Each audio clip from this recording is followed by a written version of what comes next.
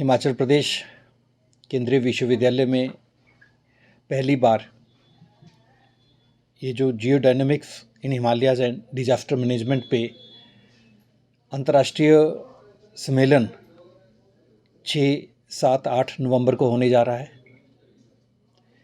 मुझे लगता है कि प्रदेश में इस तरह का सम्मेलन और इतने इम्पोर्टेंट थीमेटिक एरिया पे पहली बार ऑर्गेनाइज करने का हुआ है। ये 6 तारीख को जो उद्घाटन इसका समारोह होगा उसमें अभी तक तो माननीय मुख्यमंत्री जी लेकिन अस्वस्थ हैं, अभी दिल्ली एडमिट हैं। मैं उनकी सेहत की शुभकामनाएं करता हूं और मुझे उम्मीद है कि वो 6 तारीख को उद्घाटन करेंगे और उद्घाटन समारोह में जो अमेरिका प्रेसिडेंट जियो सोसाइटी है उसके प्रेसिडेंट प्रोफेसर क्रिस्टोफर वो भी आ रहे हैं और president Jio society of India के प्रोफेसर HK गुप्ता वो भी होंगे। मैं पहले तो बधाई देना चाहूँगा प्रोफेसर अमरीश महाजन जो कि डीन हैं एनवायरमेंटल स्टडी के और अपने आप में बहुत अच्छे एक्सपर्ट, जिनका एक्सपर्टीज़ जो ना केवल प्रदेश में बल्कि पूरा देश भर में आपकी एक्सपर्टीज़ ली जाती है। मैं बधाई देता हूं प्रोफेसर अमरीश महाजन को और उनकी पूरी टीम को इस आयोजन के लिए। 2 साल पहले बिड के द्वारा तय होता है और ये तय हुआ था कि इस साल की जो ये कन्वेंशन है वो हिमाचल प्रदेश केंद्रीय विश्वविद्यालय में आयोजित की जाएगी। ये जो कन्वेंशन है ये संयुक्त तत्वाधान ministry of earth science, ministry of science and technology, Wadia institute Dehradun और इसमें कई जो कॉरपोरेट पार्टनर्स हैं वो चाहे एमिल प्राइवेट लिमिटेड है, चाहे स्कीपर टेक है, चाहे मियाँ टेक सॉल्यूशंस है या पैन इंडिया लिमिटेड है या मेसर्स गार्बिया इंडिया है, आदित्य है, फोर्ज है, इस तरह के कई कॉरपोरेट सेक्टर जो हैं वो हमारे साथ इस अंतर्राष्ट्रीय सम्मेलन को आयोजित करने के लिए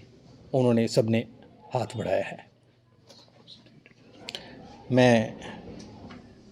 जो सबसे महत्वपूर्ण है Geological Society of India Bangalore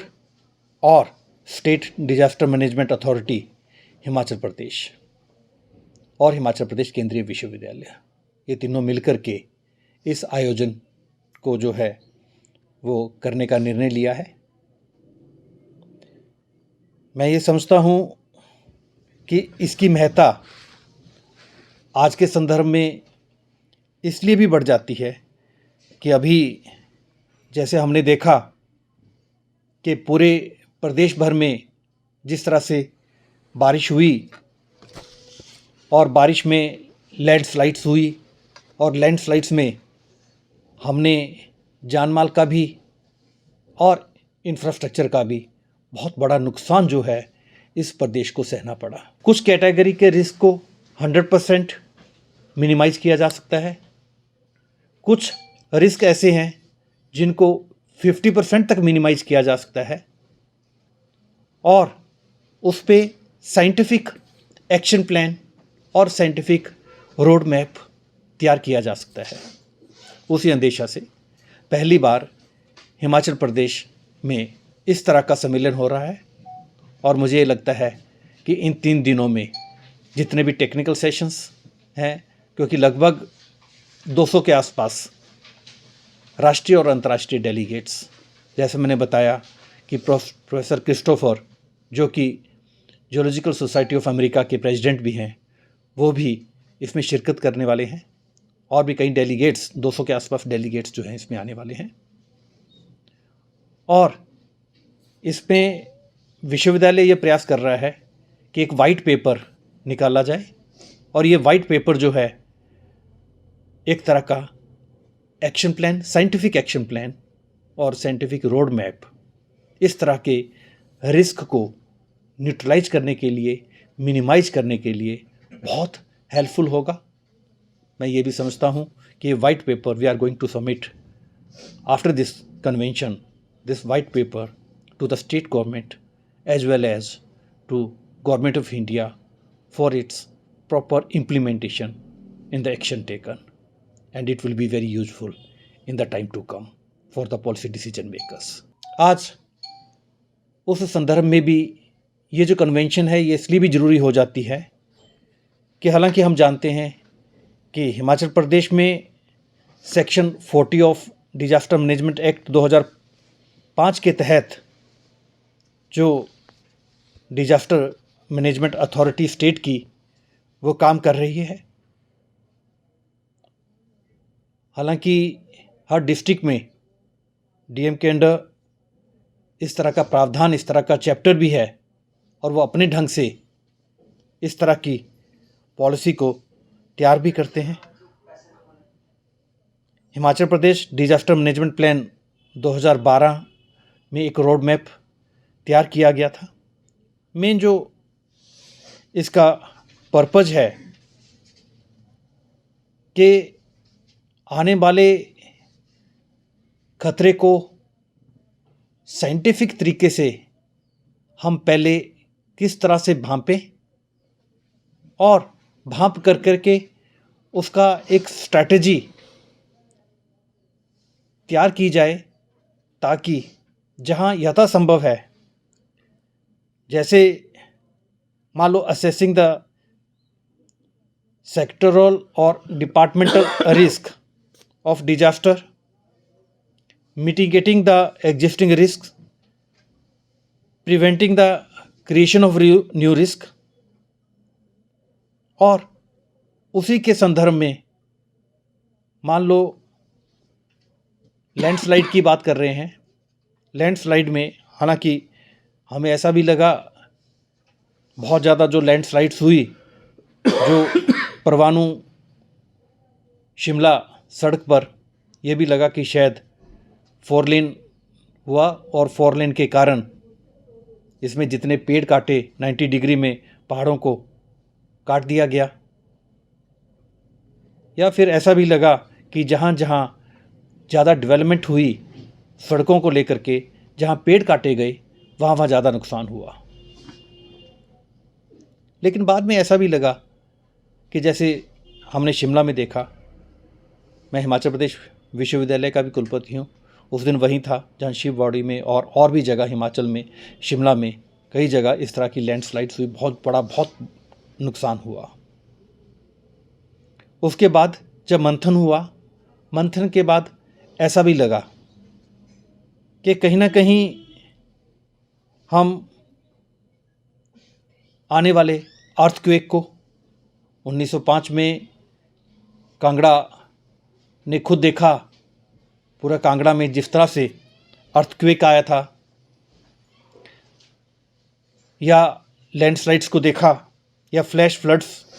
cloud burst, snow storms, avalanches, droughts, even dam failures, fires, domestic and wild accidents,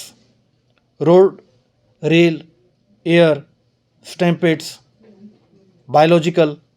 industrial और इवन के hazardous chemicals, ये सारे के सारे जहाँ रिस्क इन्वॉल्व है उसको किस ढंग से हम मिनिमाइज कर सकते हैं, उस पर यह 3 दिवसीय जो सम्मेलन रखा है इस पे विस्तार से चर्चा की जाएगी। इन डिस्ट्रिक्ट्स को जो मैंने बताए हैं इसमें रिस्क काफ़ी हाई है। लाहौल स्पीति है, किन्नौर है, शिमला है, सोलन है, सिरमौर है। ये जो है सिस्मिक 4 जोन में आते हैं। तो हालांकि रिस्क पूरे प्रदेश में है, मैंने आपको सिस्मिक जोन वाइज मैंने आपको कुछ डिस्ट्रिक्ट बताए हैं। या फिर अगर लैंडस्लाइड्स की बात करूं तो हमारे हिमाचल में अभी 2015 की एक जो रिपोर्ट आई है उस रिपोर्ट के आधार पर 6,824 ऐसे विलेजेस हैं जो कि हाई लैंडस्लाइड रिस्क जोन में कवर होते हैं और 11,061 ऐसे विलेजेस आइडेंटिफाई किए हैं जो कि मीडियम रिस्क जोन में आते हैं और 824 हैं जो केवल लो रिस्क जोन में हैं। तो इसका मतलब हम समझ सकते हैं कि कितना बड़ा रिस्क जो है हमारे लैंडस्लाइड्स के लिए भी पूरे प्रदेश भर में, अगर हम डिस्ट्रिक्ट को देखें 2015 की रिपोर्ट को अगर हम देखते हैं तो कितना बड़ा रिस्क हमारे सामने है। लेकिन बार बार प्रश्न ये आता है, हालांकि मैं कह सकता हूं कि प्रदेश सरकार भी इस तरफ बहुत एफर्ट्स कर रही है, बहुत सी ब्रेनस्टॉर्मिंग उसके बाद भी हुई है। मैं पहले कह चुका हूं कि हमें प्रयास करना है, लेकिन कई बार कुछ एक रिस्क ऐसे होते हैं जिनको हम मिनिमाइज कर सकते हैं लेकिन पूरी तरह ख़त्म नहीं कर सकते हैं। लेकिन फिर भी मुझे ऐसा लगता है कि यहाँ पर थोड़ा सा अवेयरनेस की ज़रूरत है, लैक ऑफ अवेयरनेस है, मुझे लगता है उसको बढ़ाने की ज़रूरत है। और कहीं ना कहीं मॉक ड्रिल जो होना चाहिए वो मॉक ड्रिल को और बढ़ाया जाना चाहिए। और जहाँ कंस्ट्रक्शन वर्क की बात है, मुझे लगता है कि कंस्ट्रक्शन में कहीं ना कहीं गवर्नमेंट को स्ट्रिक्ट होना पड़ेगा। जो सिस्मिक जोन मैंने बताया, जो जिस सिस्मिक जोन में है वहाँ कंस्ट्रक्शन की अनुमति उतनी ही देनी चाहिए और उसी तरह से मुझे लगता है कि एक रोड मैप तैयार होना चाहिए और कंस्ट्रक्शन उसी लिमिट तक अलाउ करनी चाहिए।